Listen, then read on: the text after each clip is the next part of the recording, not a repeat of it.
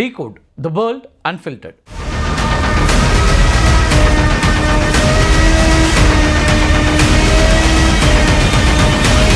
அதிபராக பதவியேற்ற பிறகு வெள்ளை மாளிகையினுடைய ஒரு பகுதி இடிக்கப்பட்டு பால்ரூம் அமைக்கப்படும் அப்படின்னு ட்ரம்ப் தெரிவிச்சிருந்தாரு. முன்னாள் ரியல் எஸ்டேட் அதிபர் அப்படிங்கிற முறையிலையும் ட்ரம்ப் தன்னுடைய மார்லோ லாகோ போன்ற ஒரு பிரம்மாண்டமான கட்டடத்தை கட்டணும் அப்படின்னு விரும்புகிறாரு. இதுக்கான திட்டம் தான் இந்த பால்ரூம்.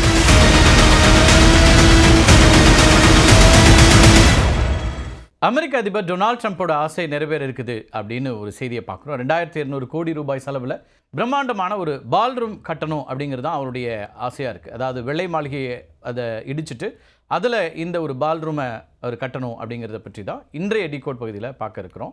அதிபராக பதவியேற்ற பிறகு வெள்ளை மாளிகையினுடைய ஒரு பகுதி இடிக்கப்பட்டு பால்ரூம் அமைக்கப்படும் அப்படின்னு ட்ரம்ப் தெரிவிச்சிருந்தார். தற்போது இந்த பால்ரூம் குறித்த விவரங்களை ட்ரம்ப் தன்னுடைய ட்ரூத் சோஷியல் பதிவில் வெளியிட்டிருக்கிறார். வெள்ளை மாளிகையினுடைய கிழக்கு பகுதி முன் எப்போதும் இல்லாத அளவுக்கு மிக அழகாக நவீனமயமாக்கப்பட்டு வருவதா ட்ரம்ப் பதிவிட்டிருக்கிறார். உலகை ஆட்டிப்படைக்கும் அதிகார மையம் வெள்ளை மாளிகையாக இருக்குது அப்படின்னு உங்களுக்கு தெரியும். கிட்டத்தட்ட முக்கியமான முடிவுகளை எல்லாம் அங்கிருந்து தான் அந்த அமெரிக்க அதிபர் எடுப்பார். இந்த பிரம்மாண்டமான கட்டடத்திற்கு 1792 ஆண்டு அக்டோபர் 13 அடிக்கல் நாட்டப்பட்டுச்சு. அதை பற்றி ரொம்ப சுருக்கமாக பார்த்தலாம். 8 ஆண்டுகள் நடைபெற்ற கட்டுமான பணிகள் 1800 ஆண்டில் நிறைவடைஞ்சிச்சு. வெள்ளை மாளிகையை வடிவமைத்தவர் ஐரிஷ் கட்டிட கலைஞரான ஜேம்ஸ் ஹாபன் அப்படிங்கிறவர். நியோ கிளாசிக்கல் கட்டிடக்கலை, அதாவது நியோ கிளாசிக்கல் ஆர்கிடெக்சர் முறையில் வடிவமைக்கப்பட்டது தான் இந்த வெள்ளை மாளிகை. நியோ கிளாசிக்கல் கட்டிடக்கலை அப்படிங்கிறது 18ஆம் நூற்றாண்டுடைய மத்தியில் ஐரோப்பாவில் தோன்றிய ஒரு கட்டிடக்கலை பாணி அப்படின்னு சொல்லலாம். இது கிளாசிக்கல், கிரேக்கம் மற்றும் ரோமானிய கட்டடக்கலை வடிவங்களை அடிப்படையாக கொன்ற ஒரு கட்டிடக்கலை. முந்தைய பரோக் மற்றும் ரொகோகோ பாணிகளிலிருந்து அதிகப்படியான அலங்காரங்கள் மற்றும் சிக்கலான வடிவங்களுக்கு மாற்றாக வந்த ஒரு வடிவமைப்பு அப்படின்னு இதை பார்க்கலாம். நியோ கிளாசிக்கல் கட்டிடக்கலையின் முக்கியமான அம்சங்களில் ஒன்று சிமெட்ரி வடிவம். அதாவது கட்டிடத்துடைய 2 பக்கங்களும் ஒன்றுக்கொண்டு சரியாக ஒத்துப்போகும் வகையில் சமச்சீராக வடிவமைக்கப்பட்டிருக்கும். ரோமானிய கட்டிடக்கலையின் தாக்கத்தை காட்டும் வகையில் பிரம்மாண்டமான வளைவுகள் மற்றும் குவிமாடங்கள்லாம் பயன்படுத்தப்பட்டிருக்கும். செதுக்கப்பட்ட அலங்காரங்களுக்கு பதிலாக சுவர்களுக்கு முக்கியத்துவம் அளிக்கப்படும். இதெல்லாம் இந்த கட்டிடக்கலையினுடைய முக்கியமான பகுதிகள் அப்படின்னு பார்க்கலாம். வெள்ளை மாளிகையை தவிர அமெரிக்க கேபிட்டல் கட்டிடம் இருக்கு இல்லையா, யுனைடெட் ஸ்டேட்ஸினுடைய கேபிட்டல் பில்டிங், இது பாரிஸில் இருக்கக்கூடிய பாந்தியன் இன் பாரிஸ் அப்படின்னு சொல்லுவாங்க. லண்டன் பிரிட்டிஷ் அருங்காட்சியகம், இதெல்லாம் நியோ கிளாசிக்கல் கட்டடக்கலையினுடைய பிரம்மாண்டமான உதாரணங்கள் அப்படின்னு பார்க்கலாம். இந்த நியோ கிளாசிக்கல் வெள்ளை மாளிகையில் முதலாக அடியெடுத்து வைத்தவர்னு பார்த்தீங்கன்னா ஜான் ஆடம்ஸ். அமெரிக்காவுக்கும் பிரிட்டனுக்கும் நடைபெற்ற போரின் போது 1814 பிரிட்டிஷ் படைகளால் வாஷிங்டன் நகரம் தீக்கிரையாக்கப்பட்டுச்சு. இதில் வெள்ளை மாளிகையினுடைய வெளிப்புற சுவரை தவிர மற்ற அனைத்துமே தீ விபத்தால் பாதிக்கப்பட்டு இடிஞ்சு போச்சு. அதுக்கு பிறகு கட்டிடத்தை வடிவமைத்த ஜேம்ஸ் ஹாபனை தான் புனரமைக்கும் பணிகளையும் மேற்கொண்டு மாளிகையை மீண்டும் கட்டுறாரு. 1800 வருடத்தில் கட்டப்பட்டதிலிருந்து 1901 வரைக்கும் இதற்கு பல்வேறு பெயர்கள் இருந்தன.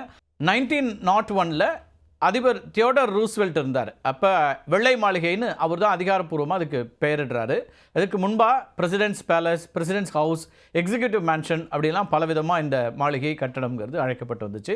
கட்டடம் முழுவதுமே வெள்ளை மணற்கற்களால் கட்டப்பட்டு அதனுடைய வெளிப்புறம் வெள்ளை சுண்ணாம்பு பூசப்பட்டதுனால பொதுமக்களும் பத்திரிகையாளர்களும் வெள்ளை மாளிகை அப்படின்னு அழைச்சி வந்தாங்க. இதனையா அதிகாரப்பூர்வமாக பெயராகவும் மாற்றிட்டாரு தியோடர் ரூஸ்வெல்ட். வெள்ளை மாளிகையில் மொத்தம் 132 அறைகள், 35 கழிவறைகள், டென்னிஸ் கோர்ட், தோட்டம், நீச்சல் குளம், தியேட்டர் அப்படின்னு பல வசதிகள் இருக்கின்றன. வெள்ளை மாளிகையினுடைய மையத்தில் இருக்கக்கூடிய உயரமான வெள்ளை நிற கட்டடம்ங்கிறது எக்ஸிக்யூட்டிவ் ரெசிடென்ஸ் அப்படின்னு அழைக்கப்படுது. இதுதான் அதிபரும் அவருடைய குடும்பத்தினரும் வாழக்கூடிய தனிப்பட்ட பகுதி அப்படின்னு பார்க்கலாம். எக்ஸிக்யூட்டிவ் ரெசிடென்ஸினுடைய 2வது மற்றும் 3வது தளங்களில் அதிபருடைய தனிப்பட்ட குடியிருப்பு அறைகள், வரவேற்பு அறைகள், சமையல் அறைகள், தனிப்பட்ட விருந்தினர் அறைகள் அப்படிலாம் அமைக்கப்பட்டிருக்கின்றன. மாளிகையினுடைய மேற்கு பகுதி அதிபருடைய அலுவலகம் செயல்படக்கூடிய பகுதியாக இருக்கும். இது ஓவல் அலுவலகம் அப்படின்னு அழைக்கப்படும். இந்த ஓவல் அலுவலகத்தில் அமர்ந்து கொண்டு தான் உலகை புரட்டி போடக்கூடிய முடிவுகளை எல்லாம் அமெரிக்க அதிபர்கள் எடுத்துகிட்டே இருக்கிறாங்க. இங்கே அமைச்சரவை கூட்ட அரங்கு மற்றும் முக்கிய பணியாளர்கள் அவர்களுடைய அலுவலகங்கள்லாம் அமைந்திருக்கக்கூடியதை பார்க்குறோம்.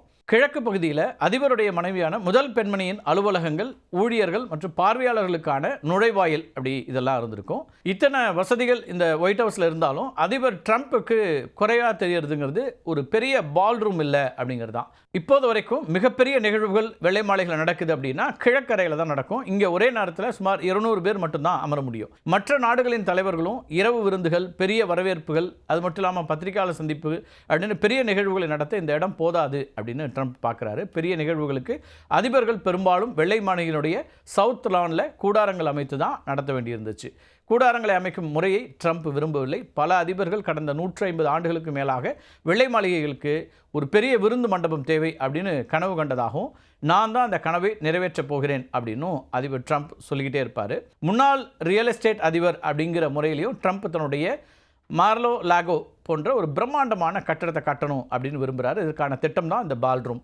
வெள்ளை மாளிகையினுடைய ஈஸ்ட் விங்கோட ஒரு பகுதி இடிக்கப்பட்டு வருது. இது தோராயமாக 90,000 சதுர அடி பரப்பளவு இருக்கும் அப்படின்னு சொல்லப்படுது. தற்போது பார்ட்டி நடைபெறக்கூடிய வெள்ளை மாளிகையினுடைய ஈஸ்ட் விங் 12,000 சதுர அடி மட்டும்தான். அதிபர் வசிக்கக்கூடிய மைய கட்டடமாக இருக்கக்கூடிய எக்ஸிக்யூட்டிவ் ரெசிடென்ஸுடைய அளவும் சுமார் 55,000 சதுர அடி மட்டும்தான். ட்ரம்ப் பால்ரூம் கட்டப்பட்டுச்சுன்னா 650லேருந்து 900 பேர் வரைக்கும் அமர முடியும் அப்படின்னு சொல்லப்படுது. உலக தலைவர்கள் அது மட்டும் இல்லாமல் பிற நாடுகளுடைய முக்கிய பிரமுகர்களுக்கு விருந்தளிக்கிறதுக்கு பெரிய நிகழ்வுகளுக்கெல்லாம் இந்த புதிய பால்ரூமை பயன்படுத்தலான்னு திட்டம் போடுறாரு அதிபர் ட்ரம்ப். பால்ரூம் வெள்ளை மாளிகையினுடைய பாரம்பரிய நியோ கிளாசிக்கல் கட்டடக்கலை பாணிக்கு ஒத்ததாக அழகிய வடிவமைப்போடு இருக்கும் அப்படின்னும் சொல்கிறாங்க. உட்புறத்தில் தங்க முலாம் பூசப்பட்ட கூரைகள், பளிங்கு தரை, தங்கம் மற்றும் படிக சரவிளக்குகள், பண்டைய கிரேக்க காலத்து கொரிந்தியன் தூண்கள் அப்படின்லாம் இடம்பெறும். இந்த மண்டபத்தினுடைய சுவர்களில் 4 பக்கங்களும் குண்டு துளைக்காத கண்ணாடியால் அமைக்கப்படும் அப்படிங்கிறதுலாம் இப்போ இந்த கட்டட வடிவமைப்பை பற்றி வரக்கூடிய செய்திகளாக இருக்குது. இந்த கட்டுமானத்திற்கு தேவையான 2200 கோடி ரூபாய் நிதி அப்படிங்கிறது அதிபர் ட்ரம்ப் மற்றும் பிற தனிப்பட்ட நன்கொடையாளர்கள் மூலமாக திரட்டப்படும் அப்படின்னு அறிவிக்கப்பட்டிருக்கு. ட்ரம்போட இந்த திட்டத்திற்கு கடுமையான விமர்சனங்களும் ஒரு பக்கம் எழுந்திருக்கின்றன. புதிய கட்டடம் வரலாற்று சிறப்புமிக்க வெள்ளை மாளிகையினுடைய பிரதான கட்டடத்தின் தோற்றத்தை குன்றச் செய்துவிடும் அப்படிங்கிற விமர்சனங்கள் வருது. ட்ரம்ப் தன்னுடைய தனிப்பட்ட சொகுசு விடுதியான மாரா-லாகோவில் பிரம்மாண்டமான விருந்து மண்டபத்தை போல வெள்ளை மாளிகையை பர்சனலைசிங் செய்வதாகவும் எதிர்ப்புகள்லாம் எழுந்திருக்கின்றன. ஈஸ்ட் விங் அப்படிங்கிறது முதல் பெண்மணியுடைய அலுவலகங்கள் மற்றும் பார்வையாளர்கள் நுழைவாயில் இருக்கக்கூடிய வரலாற்று சிறப்புமிக்க பகுதியாக இருக்கும். அதனுடைய ஒரு பகுதியை இடிப்பது அப்படிங்கிறது 80 ஆண்டுகளுக்கு மேலாக பெரிய மாற்றங்கள் செய்யப்படாத ஒரு தேசிய சின்னத்தின் ஒருமைப்பாட்டை குலைப்பதாக இருக்கிறது அப்படின்னு வரலாற்று பாதுகாப்பு அமைப்புகளும் கவலை தெரிவிச்சிருக்கிறாங்க. கட்டுமான பணிகளுக்கு அனுமதி அளிக்கக்கூடிய தேசிய தலைநகர் திட்டமிடல் ஆணையத்தின் முறையான ஒப்புதல் பெறுவதற்கு முன்னமே இடிப்பு பணிகள் தொடங்கப்பட்டதாகவும் குற்றச்சாட்டுகள் முன்வைக்கப்படுது. இது விதிகளுக்கு முரணானது அப்படிங்கிற விமர்சனமும் அங்கே தொடங்கியிருக்கிறத பார்க்குறோம். பால்ரூம் கட்டுமானத்திற்காகும் செலவை தனியார் நன்கொடைகள் மூலம் திரட்டுவதாக ட்ரம்ப் அறிவிச்சிருக்காரு. இது நன்கொடையாளர்கள் அதிபரின் மீது செல்வாக்கு செலுத்த வழிவகுக்கும் அப்படின்னு அரசியல் நோக்கர்கள் இன்னொரு பக்கம் விமர்சனங்கள் வைக்கிறாங்க. இந்த விமர்சனங்களுக்கு பதிலளித்திருக்கக்கூடிய ட்ரம்ப் என்ன சொல்றாருன்னா, பெரிய நிகழ்வுகளுக்கு தோட்டத்தில் கூடாரங்கள் அமைப்பதுங்கிறது அசிங்கமானது அப்படின்னு சொல்லியிருக்காரு. புதிய பால்ரூம் இருக்கும் இடம் ஈஸ்ட் விங்கில் இருந்தாலும் அது பிரதான வெள்ளை மாளிகை கட்டடத்திலேருந்து வேறுபட்டது அப்படின்னு ட்ரம்ப் சொல்றாரு. வரலாற்று சிறப்புமிக்க கட்டடத்துக்கு உரிய மரியாதை அளிக்கப்படும் அப்படின்னு ட்ரம்ப் குறிப்பிட்டிருக்காரு.